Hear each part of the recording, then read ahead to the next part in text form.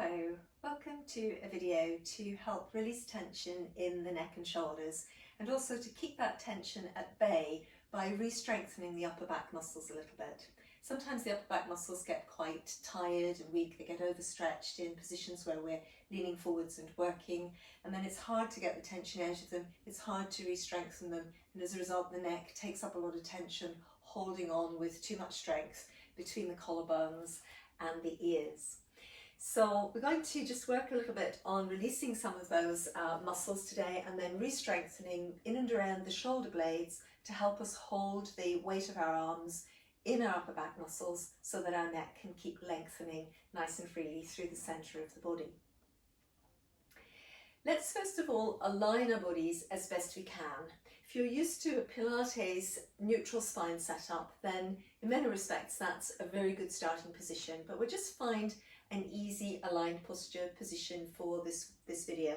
So let's bring the feet in so that the heels are pretty much underneath our sitting bones. So it's about 2 fist distance between the heels, but also we might be able to feel between the heels and the sitting bones an alignment, a little bit of connection. And then we're going to just try and lengthen our feet from the heels towards the balls of the feet, and then hold the weight as evenly as we can between the heels and the balls of the feet. Let the feet be nice and open through the soles of the feet so you can feel the pad of your little toe on both sides in contact with the floor. And then from here we can keep the leg muscles reasonably strong, but just a little bit soften our knees, just a very little bit soften the knees so that it's possible to move our tailbone downwards. If you imagine a little spotlight shining on your tailbone, bringing that spotlight to shine between your heels, and let the crown of your head lift right up and away from the tailbone. So the spine is stretching between the tailbone and the crown. Let's squeeze our waist in around the spine so that it's nice and strong and tight, as if we had an elasticated belt squeezing us in around the waist. And through the lower abdomen, just let your lower abdominal muscles come into a kind of smile contraction. So from the pubic bone out to the crest of the hip bones, a scoop and hollow wide in the lower abdomen. Next, we're going to let the collarbones open so that they're really wide, and it's as if your shoulders are going to be touching the wall on either side of you in the room where you are. And from there, keeping that width across the shoulders, let's begin to roll through our shoulder joint in quite a specific way. Now, it tends to be that our shoulder joints are a bit forwards like this a lot of the time. So as we roll through the shoulder joint, we're going to emphasize going in the opposite direction. So just a little shrug, because we're often a little bit like this as well. So it's a little shrug. And then we're trying to emphasize that part of the shoulder roll that we find harder to reach. The muscles between the shoulder blade and the back of the upper arm, the ones that are so often stretched like that. So we're going to roll through and release. So if I turn the other way around, I'm going to just work through on my right side. So if you're working on your right shoulder, it's a little shrug, and then trying to connect the muscles between the back of the upper arm and the shoulder blade. And then releasing the shoulder down and away from the ear. And then a little shrug, rolling back and then down. A little shrug, rolling back and then down. And one more on this side, little shrug, rolling back and then down. So if you just change to your other shoulder, and I'll do it as if on the left side, if you're looking at me, your left side. So again, just thinking about your collarbones staying really broad and wide, as if your shoulders are going to touch the wall on either side of the room. Little shrug, arm stays nice and passive and relaxed so that you can really isolate the muscles on the back of the shoulder joint. And releasing. Now sometimes it is very hard to locate those muscles. As I say, they tend to be often stretched, and it's difficult for people to locate them, brain to muscle. And what can sometimes help is to take a very light weight in your hands. It could be anything. It doesn't need to be an actual fitness weight. It could be a packet of small packet of sugar, let's say, or small packet of dried peas or beans or something like that. These weights are just a pound or a half kilogram, and again I'm going to keep the collarbones really open and wide The shoulders very open, it's just a little shrug. And then with the weight at the end of my arm, I may be able to feel more easily that muscular contraction. And this time let's alternate sides. So rolling through the right shoulder and rolling through the left shoulder. Keeping your elbows really passive and letting your arms stay quite heavy. So I'm just rolling through the right shoulder, rolling through the left shoulder, rolling right and rolling left. And let's do one more to each side, rolling, shoulders staying wide and lots of length through your spine. And then relaxing from that one.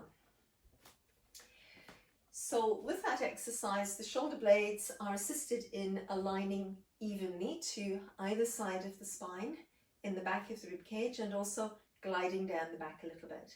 And in the next exercise, that's going to be the same idea as well.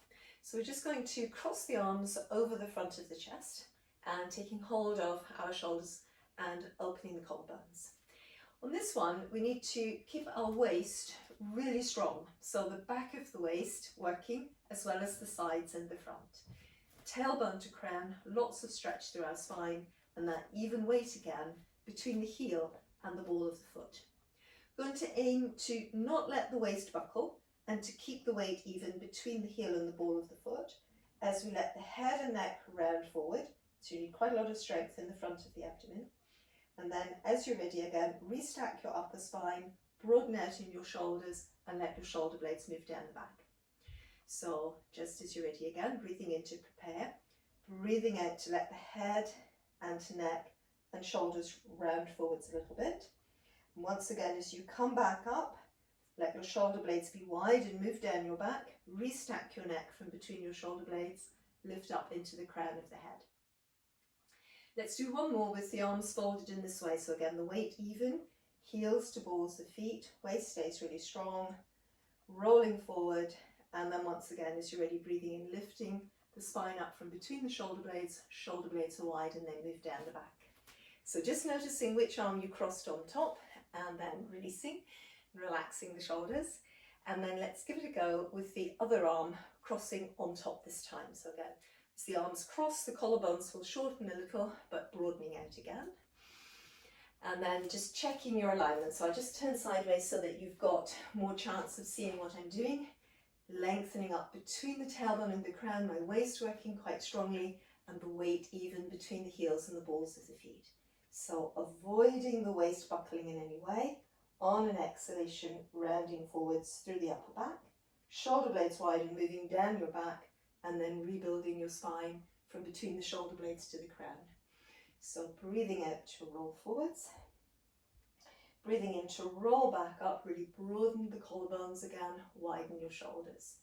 So 2 more to go, upper back only rolling, shoulder blades wide and they glide down the back of the rib cage, restack from between the shoulder blades into the crown. And last one here, rolling through, feel the height between your heels and the crown of the head. And once again, releasing the arms, just relaxing, letting go. So from there, we're going to, again, just take up an aligned position with our weight even, heels to balls of feet, tailbone sinking, and the crown of the head directly above the tailbone, opening our waist working, lower abdomen working to hold us in position. We're going to come into an exercise known as the dumb waiter, and as you breathe in, letting your elbows bend so that your arms come up to a right angle at the elbow. Going to aim to keep the collarbones open and think about that little bit of connection again between the back of the upper arm and the shoulder blade. And then from here, we're going to work that connection between the back of the upper arm and the shoulder blade to rotate our arms from the shoulder joint, and eventually the hands move outwards. When we relax in the back of the shoulder joint, the arms just come back into parallel again. So the hands and the forearms stay passive, but we're working from behind. So again, you may be able to just see that from behind the action. My shoulder blades staying wide and gliding down the back.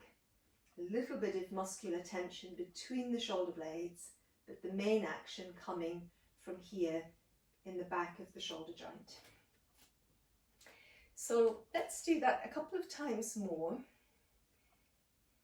keeping the rib cage drawn back. Sometimes it will pop forwards in this exercise.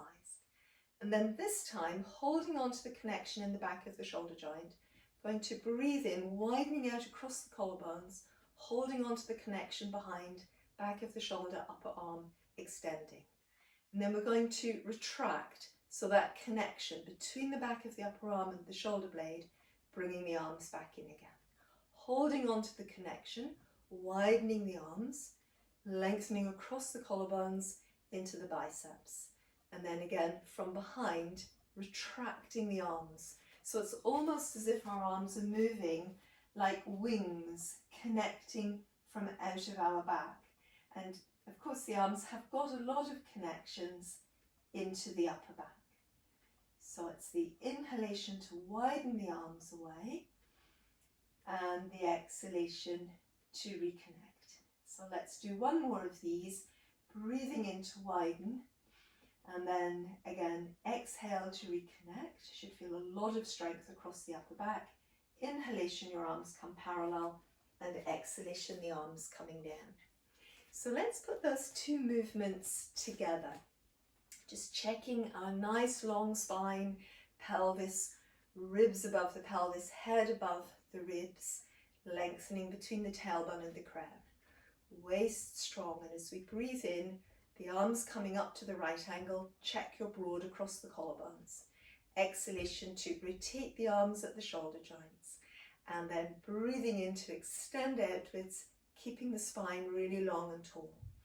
Exhalation to retract the arms again, breathing in, the arms come parallel, exhaling down. Breathing in to lift the arms to a right angle, broad in the collarbones, rotating from behind. Breathing in to widen, holding the connections with the arms into the upper back. Exhaling to retract again. Breathing in to come parallel, exhaling to lower. So breathing in, collarbones open, elbows to a right angle. Breathing out, widen. Breathing in, opening the arms outwards. Exhalation, retracting. Breathing in, arms parallel again. And again, breathing out, lower. So we breathe in, collarbones open, shoulder blades gliding down the back, rotate, dumb waiter. Breathing in to extend. Breathing out to retract. Breathing in parallel and releasing. And there again, just checking in with your posture, how it feels in the upper back, the sense of the collarbones opening outwards, the arms able to relax into their own weight, just the shoulders sinking away from the ears, shoulder blades nicely wide in the upper back. And thank you for watching. I hope that you enjoyed this video. There are other videos for upper back and neck tension also in this playlist.